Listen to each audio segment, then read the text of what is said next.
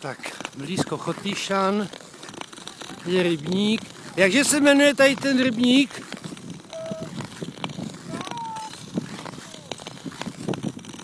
Jedno je to u Chotyšan. Takhle se tady hezky lyžuje. Ještě to je jako sklo. Jak dlouho ještě? Ale tady je to ale fantastický, viď? Jo, v pohodě, v pohodě.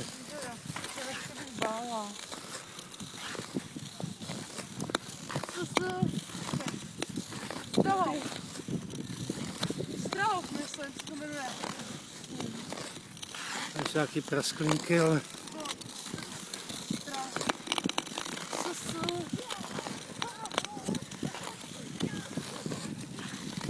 Jaký je správný jméno tadyto rybníka?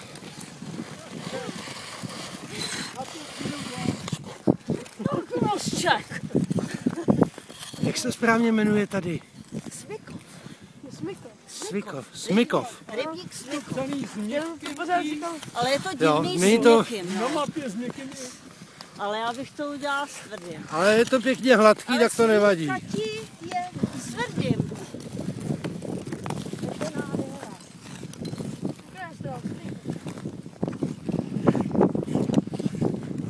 Sluníčko do toho.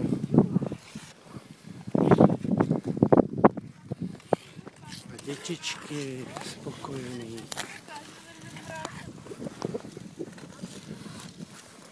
Že jo, Františku? Co ty jsi starý kresou. Ukaž nám nějaký skok. No, nemusíš být zahřátej. Já to hodím někam na YouTube. Když zatím se otáčím jenom já, tak skákej. Tak dobře, tak já končím. Přesně několikrát vyplakal, že jsem